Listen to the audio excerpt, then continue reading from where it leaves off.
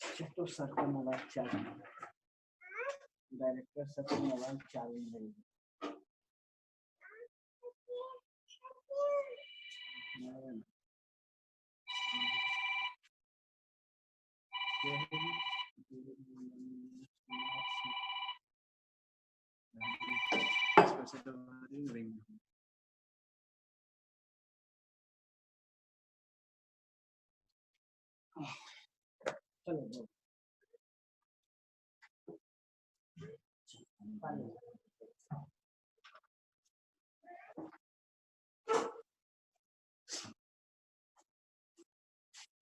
चलो first chapter में question भी है तुम लोग को पूछना।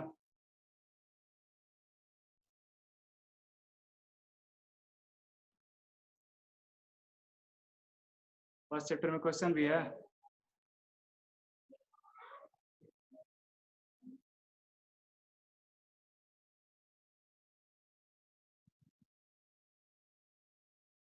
बोलो जल्दी।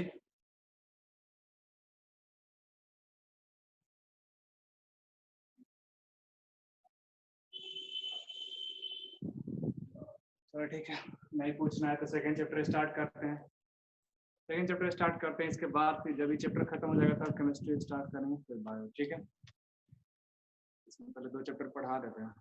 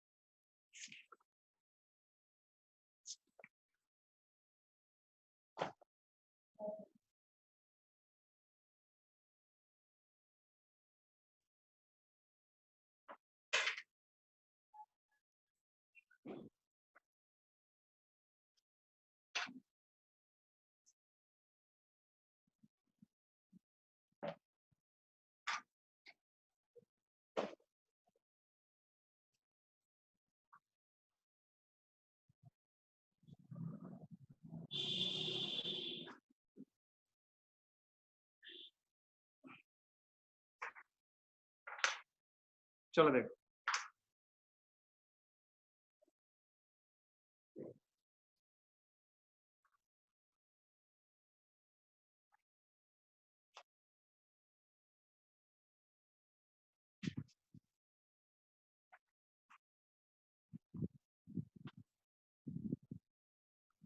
ठीक है।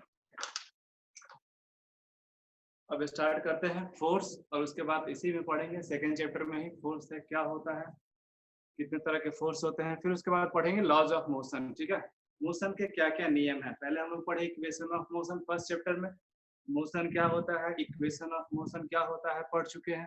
ठीक है, स्पीड, वेलोसिटी, एक्सेलरेशन सब पढ़ चुके हैं। अब स्टार्ट करेंगे सेकंड चैप्टर में है force and laws of motion. When we want to open the door we have to push the door handle and we want to close the door we have to pull the door handle. मान लो हमको दरवाजा को खोलना या बंद करना, या तो हम अपनी ओर खींचते हैं या फिर धक्का देते हैं। दरवाजा को ओपन या क्लोज करना है तो या तो हम पुश करते हैं या फिर पुल करते हैं। ए पुश और pull on a body is called force. अगर हम दरवाजा को बंद करना चाहते हैं तो हम क्या करते हैं, उस पर फोर्स लगाते हैं। फोर्स कैसे लगा सकते हैं, या तो पुश करके या तो पुल करके। तो किसी भी ऑब्जेक्ट पे फोर्स लगता है तो 2 तरीके से, जैसे मान लो कि हमको इससे लिखना है, तो लिखना है तो हमको इस पे क्या करना पड़ेगा, फोर्स लगाना पड़ेगा। तो हम इसको पुश करेंगे, इस जो बोर्ड है इसके ऊपर हम इसको क्या करेंगे, पुश करेंगे, धक्का देंगे। ठीक है, तब फोर्स लगेगा, तब क्या होगा, इससे लिख पाएंगे हम चीजों को। तो किसी भी चीज को करने के लिए, कोई भी काम को करने के लिए किस चीज का जरूरत होता है, फोर्स का जरूरत होता है। ठीक है, बिना फोर्स के कोई काम नहीं होगा। अब कहा कि जो फोर्स है क्या, बेसिकली ए पुश और पुल, किसी भी चीज को धक्का देना या अपनी ओर खींचना क्या कहलाता है, फोर्स कहलाता है। बेसिकली हम कर क्या रहे हैं, हम या तो अपनी ओर, जैसे समझ लो कि इस चौक को यहाँ रखे हैं, अभी मान लो इसको अपनी ओर खींच रहे हैं तो हम इसको पुल कर रहे हैं, या फिर इसको दूर ले जा रहे हैं तो हम इसको क्या कर रहे हैं, पुश कर रहे हैं। तो बेसिकली हम क्या अप्लाई कर रहे हैं, इस पे फोर्स अप्लाई कर रहे हैं। तो फोर्स अप्लाई करने का 2 तरीका हो सकता है, या तो पुश या फिर पुल। इसी को हम लोग क्या कहते हैं, फोर्स। ठीक है, तो डिफिनेशन लिखना है, पुश और pull on a body is called force.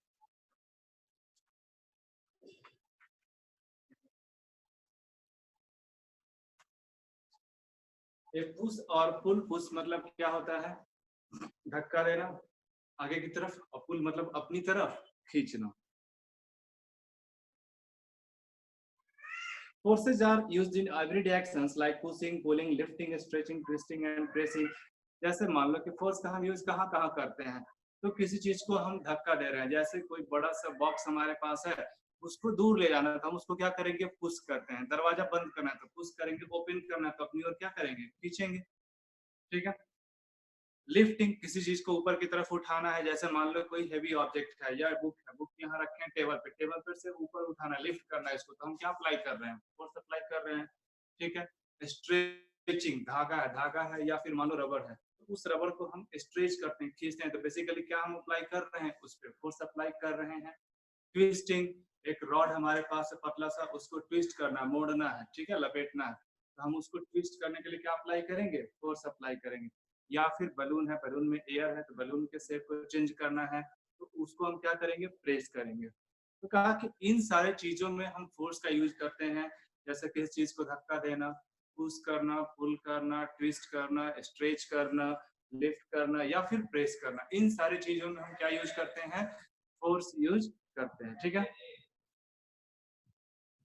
For example, a force is used when we push a football. जैसे एक फुटबॉल है, तो फुटबॉल हम ग्राउंड में जब खेलते हैं तो हम अपना जो लेग होता है, पैर होता है, उससे क्या करते हैं, फोर्स लगाते हैं। ठीक है। किक करते हैं, पुश करना मतलब किक करना होता है फुटबॉल को। ठीक है। A force is used when we pull a drawer of a table. एक टेबल है, टेबल के अंदर जो ड्रॉवर होता है, ठीक है, ड्रॉवर को हम खींचते हैं अपनी तरफ, पुल करते हैं, हम बेसिकली क्या कर रहे हैं, फोर्स अप्लाई कर रहे हैं। ठीक है। A force is used when we stretch a rubber band। एक रबर है, रबर का बैंड है, उस रबर बैंड को हम स्ट्रेच करेंगे, तो हम बेसिकली उस पर क्या कर रहे हैं, फोर्स अप्लाई कर रहे हैं, बताया ना। या फिर बलून है, तो बलून को अगर हम मान लो कि प्रेस करेंगे तो बलून का शेप क्या होगा, चेंज होगा। तो इन सारे जगहों पे बेसिकली हम क्या कर रहे हैं, फोर्स अप्लाई कर रहे हैं। ठीक है। तो फोर्स तो समझ में आ गया, किसी चीज को धक्का देना, स्ट्रेच करना, लिफ्ट करना, ठीक है, प्रेस करना, बेसिकली क्या कहलाता है, फोर्स कहलाता है। ठीक है। अब कहा इफेक्ट ऑफ फोर्स, मतलब फोर्स अगर हम लगा रहे हैं, किसी ऑब्जेक्ट को पुश कर रहे हैं, पुल कर रहे हैं, स्ट्रेच कर रहे हैं, लिफ्ट कर रहे हैं, तो क्या क्या चेंजेस हमको दिख सकता है, कैसे पता चलेगा कि हम फोर्स लगा रहे हैं। ठीक है। तो फोर्स के इफेक्ट, प्रभाव क्या क्या होंगे, तो इफेक्ट ऑफ फोर्स में सबसे पहला जो इफेक्ट होगा देखेंगे हम लोग, देखो the first one is a force can move an stationary body. ठीक है। जैसे मान लो एक फुटबॉल यहाँ पे ऐसे रखा हुआ है, हम इसके ऊपर पैर से क्या किए, किक किए, फोर्स लगाया, तो यह फुटबॉल पहले क्या था, स्टेशनरी, अब क्या हो गया, मोशन में हो गया। इसका मतलब कोई ऑब्जेक्ट रुका हुआ है तो फोर्स उसको क्या कर सकता है, चला सकता है। जैसे एक कार है, मान लो लगा हुआ है, बहुत सारे आदमी मिलकर एक तरफ उसको धक्का देंगे तो कार क्या हो जाएगा, चलना स्टार्ट कर देगा, मतलब मूव करना स्टार्ट कर देगा। तो फोर्स लगाएंगे, तो पहला तो फोर्स का डिफिनेशन हो गया, ये पुश और पुल, किसी चीज को धक्का देना या अपनी ओर खींचना, क्या कहलाता है, फोर्स। और इसका इफेक्ट क्या क्या होता है,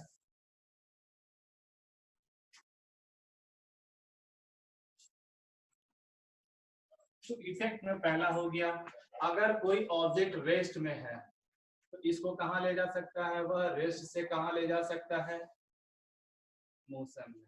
जैसे हम इंजन स्टार्ट करते हैं, तो इंजन स्टार्ट करते हैं, तो इंजन स्टार्ट करते हैं और गियर देते हैं, तो उसके बाद गाड़ी चलना शुरू हो जाता है। इसका मतलब क्या हो गया, जब हम इंजन स्टार्ट किए तो इंजन क्या किया, फोर्स लगाना चालू किया, जब वह फोर्स लगाना स्टार्ट कर देगा तो हमारा गाड़ी जो ऑब्जेक्ट रेस्ट में था वह किस में चला जाएगा, मोशन में। इसका मतलब पहला जो इफेक्ट हो गया फोर्स का, कि अगर कोई ऑब्जेक्ट रुका हुआ है, ठीक है, तो उसको हम चला सकते हैं। एक साइकिल है, लगा हुआ है, अब हम उस पर फोर्स लगाएंगे, पैडल मारेंगे, पैडल मारते हैं मतलब फोर्स लगाते हैं, तो इसका मतलब हम फोर्स लगा रहे हैं उस पर, तो पैडल से वह साइकिल क्या करेगा, रेस्ट से चला जाएगा मोशन में। ठीक है। तो फर्स्ट एग्जांपल हो गया इफेक्ट ऑफ फोर्स का, ए force can move A object at rest, मतलब एक ऑब्जेक्ट जो रेस्ट पे है उसको क्या करा सकता है, मूव करा सकता है। ठीक है। दूसरा, अगर कोई ऑब्जेक्ट मोशन में है तो इसको कहाँ ले जा सकता है, रेस्ट में। फुटबॉल उधर से कोई मारा तो वह ऑब्जेक्ट क्या था, रेस्ट में, वहां से किक किया तो किस में आ गया, मोशन में। अब उधर से फुटबॉल आ रहा है, हम अपने हाथ से उसको क्या किए, पकड़ लिए, अब पकड़ लिए तो जो ऑब्जेक्ट क्या था, जो ऑब्जेक्ट मोशन में था वही ऑब्जेक्ट अब हाथ से पकड़ लिए गेंद को, गेंद रुक गया तो कहाँ चला गया, रेस्ट में। या फिर साइकिल में हम पैडल मार रहे थे, जा रहे थे, अब हम लगा दिए ब्रेक, तो अब ब्रेक लगाया इसका मतलब फोर्स लगाया। अब जब ब्रेक लगाएंगे तो साइकिल जो चल रहा था वह क्या हो जाएगा, रेस्ट में चला जाएगा। तो फोर्स का पहला इफेक्ट हो गया कि अगर कोई ऑब्जेक्ट रुका है उसको चला सकता है। दूसरा इफेक्ट, अगर कोई ऑब्जेक्ट चल रहा है तो हम ब्रेक लगाएंगे या फिर उसको रोकेंगे, उस पर फोर्स लगाएंगे अपोजिट डायरेक्शन में, तो ऑब्जेक्ट क्या हो जाएगा, रुक जाएगा। ठीक है, तो फर्स्ट वन, ऑब्जेक्ट जो रेस्ट पे होगा फोर्स उसको मोशन में ला सकता है। सेकंड इफेक्ट, अगर कोई ऑब्जेक्ट मोशन में है तो उसको फोर्स कहाँ ले जा सकता है, रेस्ट में। जैसे गाड़ी में ब्रेक लगाते हैं, रुक जाता है, ट्रेन के इंजन में ब्रेक लगता है, ट्रेन रुक जाती है। तो इससे होता क्या है, जो ऑब्जेक्ट मोशन में था वह कहाँ चला गया, रेस्ट में। कब, जब उसके ऊपर फोर्स लगाएंगे तब। ठीक है, तो यह इफेक्ट ऑफ फोर्स हो गया। तीसरा, अगर मान लो कि साइकिल है, सिंपल एग्जांपल लेते हैं, साइकिल को हम चला रहे हैं। अब साइकिल हम चला रहे हैं, पैडल धीरे धीरे मार रहे हैं, ठीक है, फोर्स कम लगा रहे हैं। अब हमको जल्दी घर पहुंचना है तो पैडल तेजी से मारेंगे, यानी फोर्स ज्यादा लगाएंगे तो साइकिल का स्पीड भी क्या होगा, ज्यादा हो जाएगा। ठीक है, तो तीसरा और हो गया, यह स्लो से क्या कर सकता है, ऑब्जेक्ट को फास्ट कर सकता है। फोर्स लगाएंगे, ठीक है, यानी देखते हैं अगर गाड़ी चलाते हैं तो हम एक्सीलरेटर देते हैं तो बेसिकली क्या होता है, ज्यादा फोर्स लगता है। जब ज्यादा फोर्स लगे तो स्पीड भी क्या हो जाएगा, ज्यादा हो जाएगा। एक ऑब्जेक्ट जो मान लेते हैं बहुत धीरे धीरे, ट्रेन अगर स्टार्ट हुआ चलना बहुत धीरे धीरे चलती है, जब उस पर ज्यादा फोर्स लगाता है इंजन तो उसका स्पीड क्या होता है, बढ़ता है। ठीक है, तो इसका मतलब हो गया कि यह स्लो से फास्ट कर सकता है या फिर फास्ट से क्या कर सकता है, स्लो भी कर सकता है। हल्का सा ब्रेक लगा दिए, फोर्स लगाना कम कर दिए, पहले पैडल तेज मार रहे थे, अब पहुंचने वाले हैं तो पैडल कम मारेंगे, यानी फोर्स कम लगाएंगे तो स्पीड क्या हो जाएगा, कम हो जाएगा। तो इन दोनों को कंबाइंडली हम क्या कर सकते हैं, change the speed. A force can change the speed. ठीक है, फोर्स क्या कर सकता है, ऑब्जेक्ट के स्पीड को चेंज कर सकता है। मतलब अगर पैडल तेज मारेंगे तो स्पीड कम से ज्यादा हो जाएगा, पैडल अगर कम मारेंगे तो स्पीड ज्यादा से कम हो जाएगा। तो दोनों चीज कर सकता है। चेंज इन स्पीड का मतलब हो गया स्पीड बढ़ भी सकता है, स्पीड घट भी सकता है। तो स्पीड को बढ़ाना या घटाना किसका काम है, फोर्स का काम है। जब तक फोर्स चेंज नहीं करेंगे, अब जितना पैडल मार रहे थे उतना ही पैडल मारते जाएंगे, तो ऑब्जेक्ट जो होगा उसी स्पीड से चलता रहेगा। हाँ, पैडल पहले तेजी से मार रहे थे, अब धीरे धीरे हम पैडल मारेंगे तो क्या होगा, स्पीड कम हो जाएगा। पहले धीरे धीरे मार रहे थे, अब तेज मारेंगे तो स्पीड क्या हो जाएगा, तेज हो जाएगा। इसका मतलब यही हुआ कि स्पीड को क्या कर सकते हैं, चेंज कर सकते हैं जब फोर्स लगाएंगे तो। ठीक है, तो पहला इफेक्ट याद रखना, ऑब्जेक्ट अगर रेस्ट में है तो उसको मोशन में ले जा सकता है। दूसरा इफेक्ट है, मोशन से कहाँ ले जा सकता है, रेस्ट में। और तीसरा है स्पीड चेंज कर सकते हैं, मतलब कि स्पीड को बढ़ा या घटा सकते हैं, तेज कर सकते हैं स्पीड को या फिर कम कर सकते हैं। यह किसका इफेक्ट है, फोर्स का इफेक्ट है। ठीक है, फोर्थ में देखो, ठीक है, अब डायरेक्शन। चलो,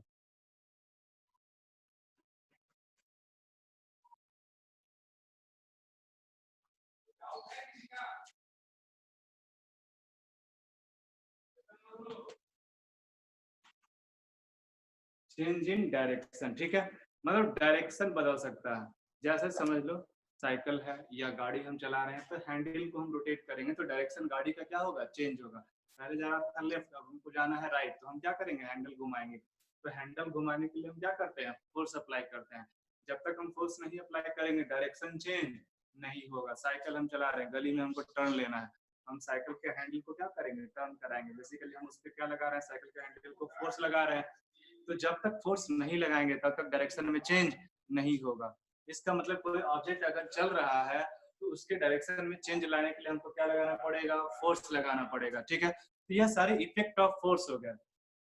पहला इफेक्ट रेस्ट से मोशन, दूसरा इफेक्ट मोशन से रेस्ट, तीसरा हो गया स्पीड चेंज कर सकते हैं, कम से ज्यादा, ज्यादा से कम। फोर्थ जो इफेक्ट है, चेंज इन डायरेक्शन।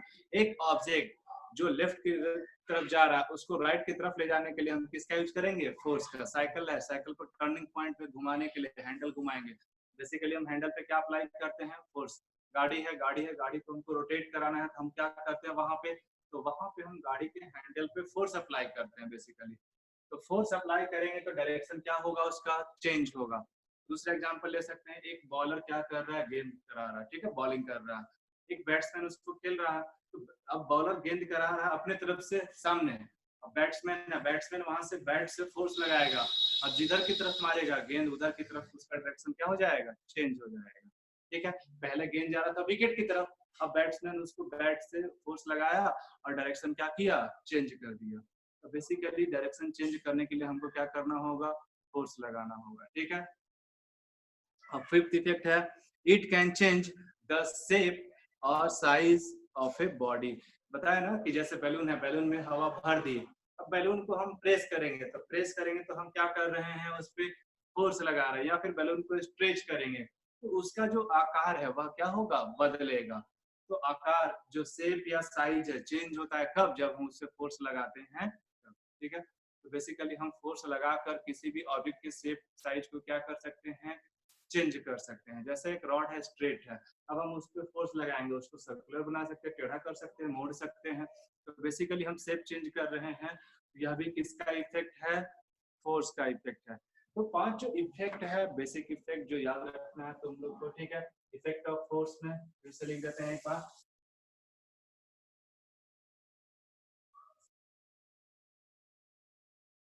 तो पहला इफेक्ट है, अगर ऑब्जेक्ट रेस्ट में है तो इसको कहाँ ले जाएगा, मोशन में, मतलब ऑब्जेक्ट अगर रुका हुआ है तो उसको चला सकते हैं, यहाँ किसका इफेक्ट है, फोर्स का, इसी के कारण से चलेगा। दूसरा, अगर कोई ऑब्जेक्ट मोशन में है तो इसको कहाँ ले जा सकते हैं, रेस्ट में। तीसरा, स्पीड चेंज करना है तो चेंज इन स्पीड, स्पीड को बढ़ाना है घटाना, पैडल कम या तेज मारेंगे, किसका काम है, फोर्स का। तो change in speed. Fourth one, अगर हमको गाड़ी का डायरेक्शन चेंज करना है, ठीक है, दिशा बदलना है, तो किसका यूज करेंगे, फोर्स का। तो यह भी किसका इफेक्ट हो गया, फोर्स का। तो चेंज इन स्पीड, इसके बाद लिखेंगे चेंज इन डायरेक्शन, और फिफ्थ वन है change in shape and size.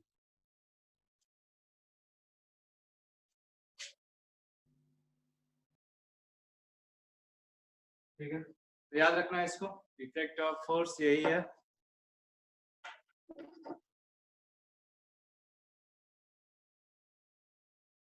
सारा एग्जांपल देख के लिए हम लोग, चलो देखो,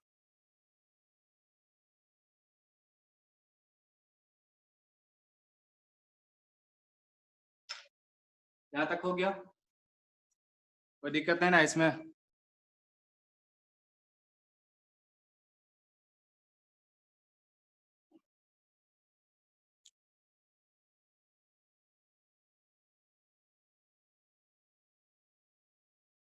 चलो इसको मिटाते हैं। ठीक है,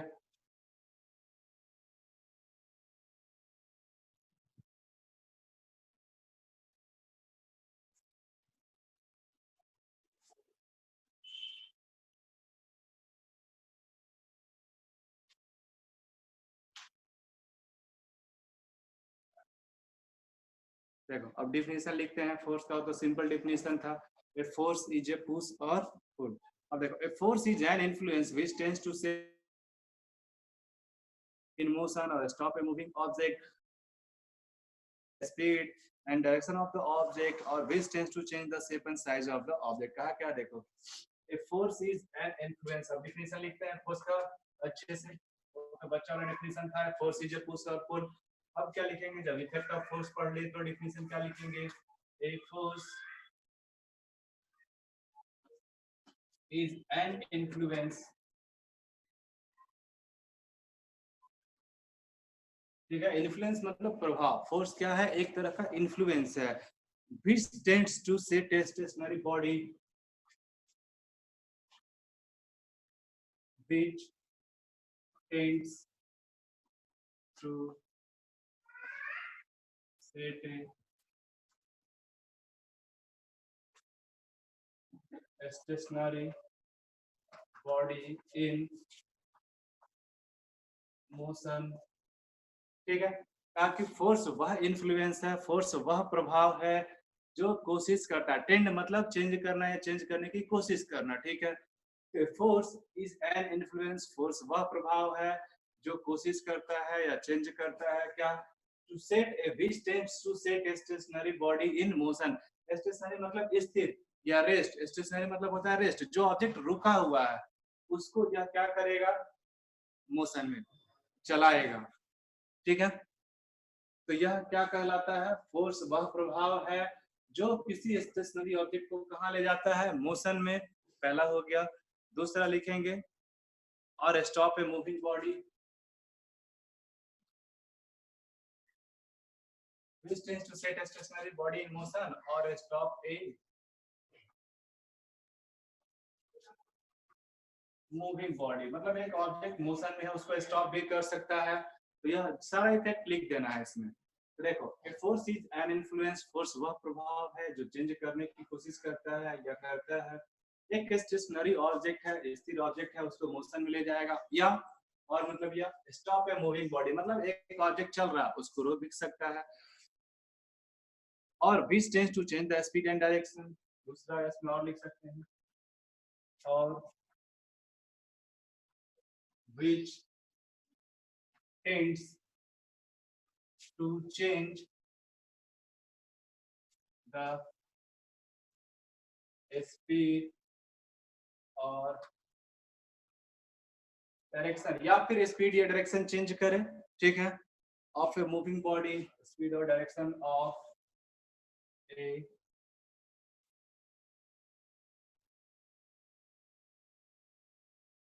मूविंग बॉडी, ठीक है। और which tends to change the shape or size of a object,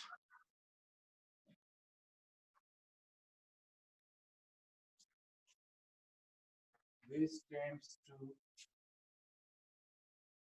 change the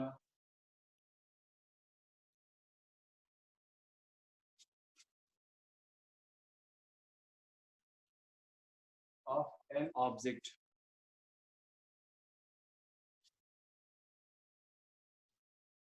तो डिफिनेशन लिख लेना अच्छे से, ठीक है, देख ले एक बार फिर से। ए force is an influence, force वह प्रभाव है, वह इफेक्ट है, which tends to set a stationary body in motion, जो क्या करता है, किसी भी स्टेशनरी ऑब्जेक्ट को, रुके हुए ऑब्जेक्ट को मोशन में ले जा सकता है। और स्टॉप ए मूविंग बॉडी, या फिर एक ऑब्जेक्ट मूव कर रहा है उसको रोक भी सकता है। और which tends to change the speed और direction of a moving body, या फिर किसी मूविंग बॉडी के स्पीड या डायरेक्शन को चेंज कर सकता है, स्पीड को कम या ज्यादा कर सकता है, डायरेक्शन को चेंज कर सकता है। और which tends to change the shape और साइज ऑफ ए बॉडी, किसी भी ऑब्जेक्ट का, जैसे एक स्प्रिंग है, स्प्रिंग को खींचेंगे, स्ट्रेच करेंगे तो उसका साइज क्या होगा, चेंज होगा। एक बैलून है, बैलून को हम दबाएंगे, एयर जिसमें फिल्ड है, अब उसको प्रेस करेंगे तो बैलून को जब प्रेस करते हैं तो उसमें क्या होता है, उसका शेप चेंज होता है। तो बेसिकली यह सारा क्या है, डेफिनेशन जो कहाँ से आया है, इफेक्ट ऑफ फोर्स से आया है, ठीक है, इसको याद रखना। यहाँ तक हो गया।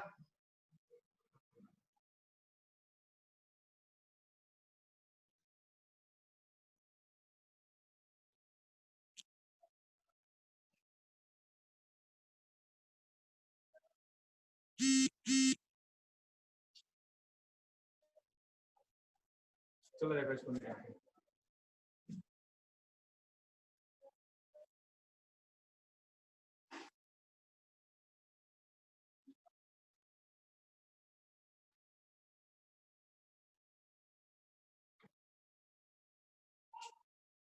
अब देखो, फोर्स दो तरह के, बैलेंस्ड एंड अनबैलेंस्ड फोर्सेस, ठीक है। Forces are of two types,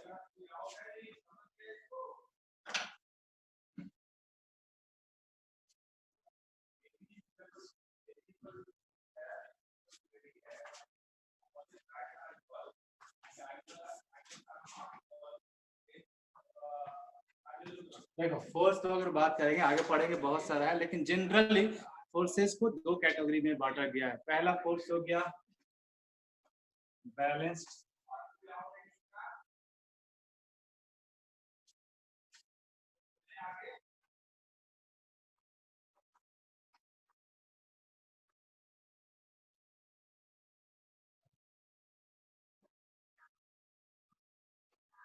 ठीक है।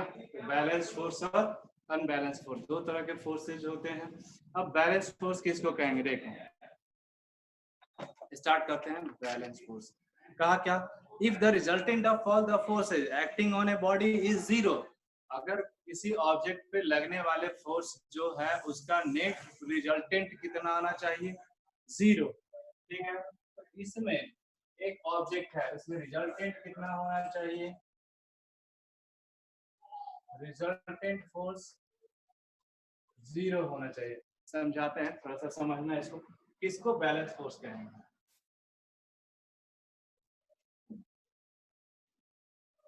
अब ऐसे समझना,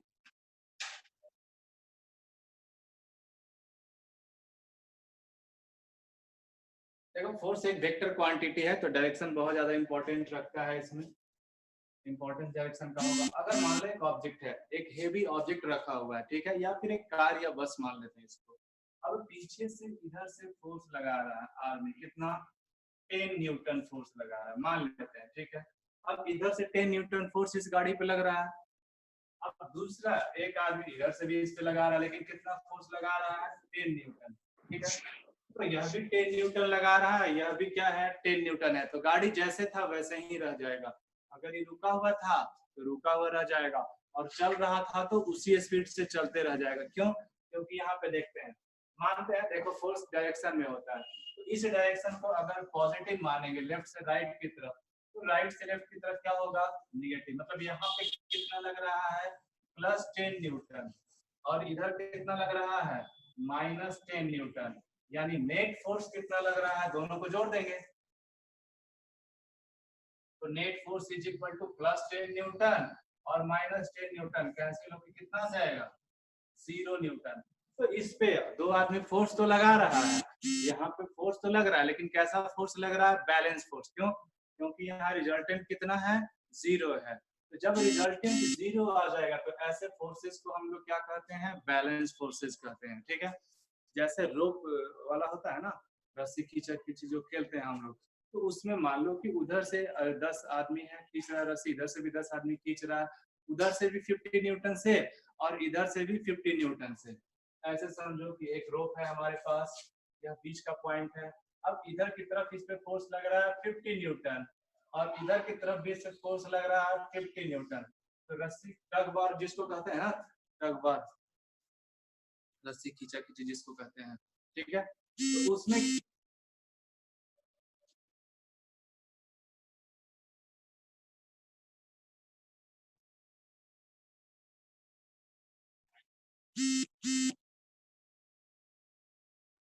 देखो, तो उसमें क्या होगा ना, यहाँ पे अगर देखेंगे तो 50 न्यूटन इधर की तरफ, 50 न्यूटन इधर की तरफ। तो यहाँ देखेंगे इसको किसी को पॉजिटिव किसी को निगेटिव मान सकते हैं, तो इसको मानते हैं पॉजिटिव, तो इधर की तरफ डायरेक्शन अपोजिट क्या हो जाएगा, निगेटिव। तो नेट फोर्स यहाँ लिखेंगे कितना हो जाएगा, +50 न्यूटन, ठीक है। फिर ऐड करते हैं -50 न्यूटन, कैंसिल आउट हो जाएगा। नेट फोर्स 0, मतलब रस्सी जहां था वहीं रह जाएगा।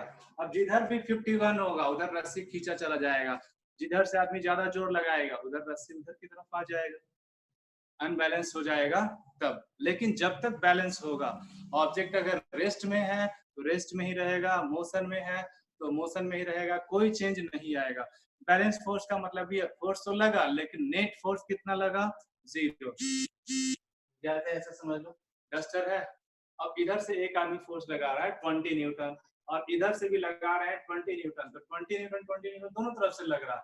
सिर्फ अगर ऐसे पहले समझ लो कि सिर्फ इधर से इसको फोर्स लगाएंगे 20 न्यूटन, आगे की तरफ मूव करेगा। सिर्फ अगर गाड़ी है, एक गाड़ी मान लो खराब है, ठीक है, एक आदमी पीछे से धक्का दे रहा है तो वह नेट फोर्स में काउंट हो जाएगा। लेकिन एक आदमी पीछे से 50 न्यूटन और एक आदमी आगे से 50 न्यूटन लगाएगा अपोजिट डायरेक्शन में, तो उस पर नेट फोर्स कितना हो जाएगा, 0 हो जाएगा। यानी गाड़ी जहां था वहीं रह जाएगा, कोई मूवमेंट उसमें नहीं होगा। ठीक है, तो बैलेंस फोर्स समझ में आ गया। कहा कि देखो, if the resultant of all the forces acting on a body 0, the forces are called balance forces. तो इस केस में जो फोर्स लग रहा है दोनों कैसा फोर्स है, बैलेंस फोर्स है। बैलेंस फोर्स में क्या होता है, नेट रिजल्टेंट, मतलब सारा जो फोर्सेज का सम है कितना आना चाहिए, 0 आना चाहिए।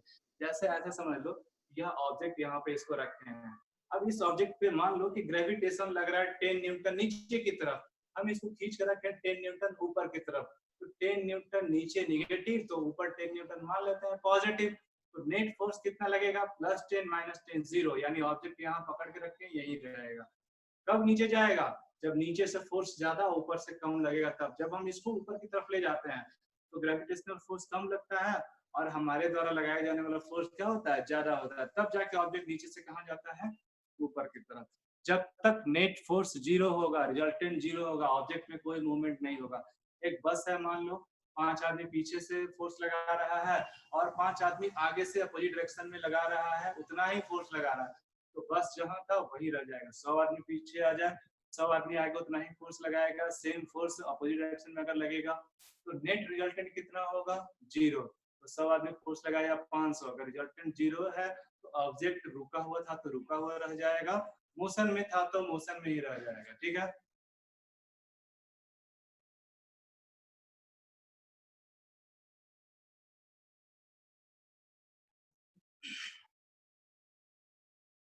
suppose the heavy box is lying on the ground, let us push this box by the, we find that the box does not move, though as many of 4 forces are acting on it, the 4 forces acting on the box are, now though the box is at rest, our 4 forces,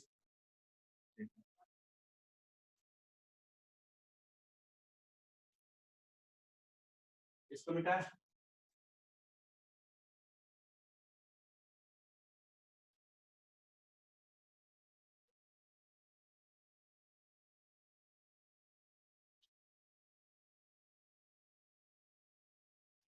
देखो balance force को थोड़ा सा समझाया है एक example लेकर, ठीक है, तो बैलेंस फोर्स थोड़ा सा समझा देते हैं, बैलेंस फोर्स कल देखेंगे। यहाँ देखो ऐसे मान लो एक बॉक्स है, अभी ग्राउंड पे पड़ा हुआ है बॉक्स, ठीक है, तो ग्राउंड पे पड़ा हुआ है तो ग्राउंड नीचे की तरफ क्या लगाएगा,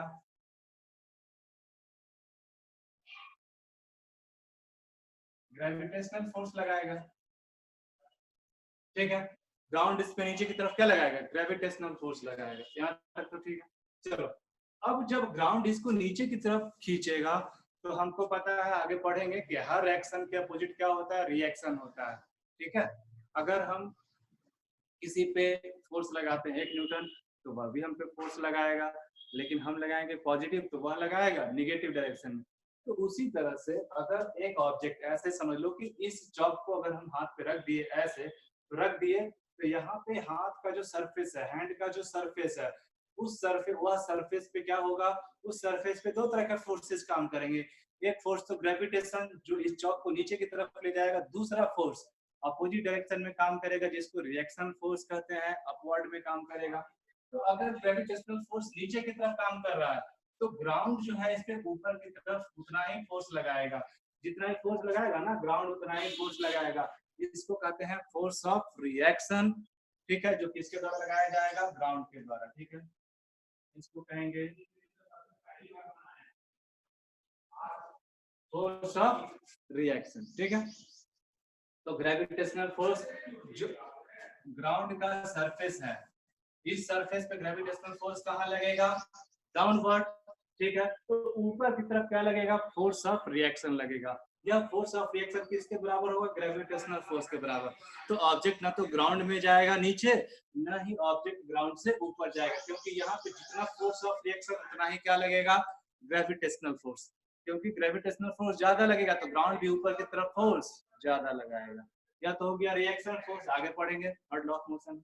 दूसरा, अगर हम मान लो एक आदमी इधर से इस पे धक्का दे रहा है, ठीक है, हम लगा रहे हैं इस पे 5 न्यूटन, हेवी बॉक्स है, अगर यह हेवी बॉक्स है और नहीं मूव कर रहा है, इसका मतलब अभी भी यह कैसा है, बैलेंस है। कैसे बैलेंस है, तो आगे और पढ़ेंगे, टाइप्स ऑफ फोर्सेस थोड़ा सा एक्सप्लेन आगे करेंगे।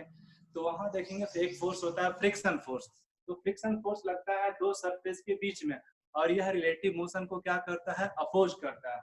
मतलब अगर हम जा रहे हैं तो यह कहेगा कि नहीं तुमको जाना नहीं है, हम रुके हैं। जैसे मान लो कि इस चौक को यहाँ ऐसे रख दिए, अब जो यहाँ का सरफेस और चौक का जो सरफेस है दोनों कांटेक्ट में है, यह मूव नहीं करेगा। जब हम इसको फोर्स लगाएंगे तो यह तुरंत मूव करना नहीं स्टार्ट करेगा, पहले इस पे क्या होगा, फ्रिक्शन फोर्स लगेगा। फ्रिक्शन फोर्स कब लगता है, जब 2 सरफेस आपस में कांटेक्ट में होता है और दोनों के बीच रिलेटिव मोशन, मतलब एक रुका रहेगा दूसरा चलने लगेगा। तब जैसे हाथ को यहाँ रोक दिए हैं और इस चौक को हम धक्का दे रहे हैं, तो हाथ का जो सरफेस है रुका हुआ है और चौक का सरफेस मूव कर रहा है, तो चौक के सरफेस को हाथ का सरफेस क्या करेगा, खींचेगा अपनी ओर। हम लगाएंगे सामने की तरफ तो हाथ का सरफेस उसको खींचेगा अपोजिट डायरेक्शन में। हम इसको ले जाएंगे इधर तो हाथ का सरफेस लगाएगा इधर, यानी कि हम इसको धक्का दे रहे हैं इधर की तरफ, तो यहाँ जो फोर्स लगेगा ग्राउंड पे, जो फोर्स लगेगा इधर की तरफ, कितना लगेगा, 5 न्यूटन। ठीक है। अब फ्रिक्शन का भी एक लिमिट होता है। अब जितना फ्रिक्शन का लिमिट है उतना तक हम फोर्स लगाएंगे। हेवी ऑब्जेक्ट होगा तो उसका फ्रिक्शन का लिमिट क्या होगा, ज्यादा होगा। तो अगर हम मान लो फ्रिक्शन फोर्स इस पे लगा रहे हैं और फ्रिक्शन फोर्स अगर लगा अभी मूव नहीं कर रहा है, इसका मतलब हम जितना लगा रहे हैं 5 न्यूटन उतना ही फ्रिक्शन भी लगा रहा है। एक किया पॉजिटिव तो यह क्या हो गया, नेगेटिव। ये तो ऑलरेडी जीरो है, जितना पॉजिटिव उतना ही नेगेटिव, तो ये ऑलरेडी जीरो। अब इधर जितना पॉजिटिव उतना ही इधर नेगेटिव, तो नेट फोर्स यहाँ कितना, जीरो। अब देखो यहाँ लगा दिए +10 न्यूटन, तो यहाँ भी फ्रिक्शन कितना लगेगा, -10 न्यूटन। अब जैसे ही यह मूव करना चालू हो जाएगा, ठीक है, जैसे ही ये मूव करना स्टार्ट हो जाएगा, इसका मतलब यहाँ पे फोर्स क्या हो गया, फ्रिक्शन फोर्स से हमारा फोर्स क्या हो गया, ज्यादा हो जाएगा। तो जब हम मान लेते हैं कि फ्रिक्शन फोर्स का लिमिट कितना था, मैक्सिमम कैपेसिटी 10 न्यूटन था। अब हम जैसे ही यहाँ पे 11 लगाएंगे तो देख लो यहाँ 10 यहाँ 11 तो +1 न्यूटन, तो ऑब्जेक्ट मूव करना शुरू कर देगा। ठीक है,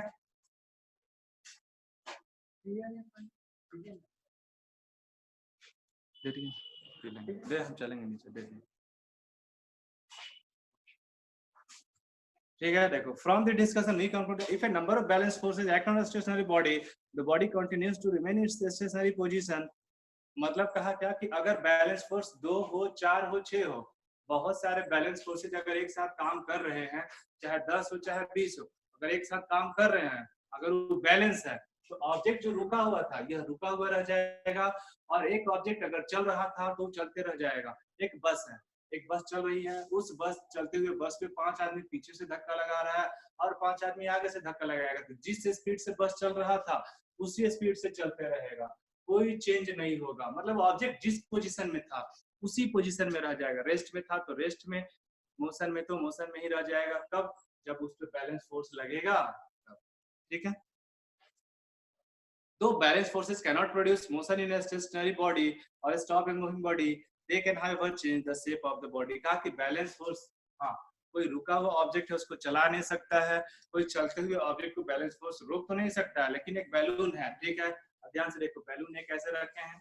अब ऐसे समझते हैं इस बैलून को, अब हम मान लेते हैं बैलून है, इस बैलून को इधर से और इधर से भी 5 न्यूटन, इधर से भी 5 न्यूटन, तो -5, तो ये मान लेते हैं +5, तो नेट फोर्स तो यहाँ 0 लग रहा है, लेकिन इस बैलून का शेप क्या होगा, चेंज होगा। तो बैलेंस फोर्सेस क्या कर सकता है, सिर्फ और सिर्फ शेप को चेंज कर सकता है। यह ना तो रुके हुए ऑब्जेक्ट को चला सकता है, न ही चलते हुए ऑब्जेक्ट को रोक सकता है। क्यों, क्योंकि नेट फोर्स कितना होता है, 0 होता है इसमें। लेकिन बस एक काम कर सकता है, एक बैलून है या कोई भी ऑब्जेक्ट है, उस पर दोनों तरफ से अपोजिट डायरेक्शन में अगर फोर्स सेम भी लगाए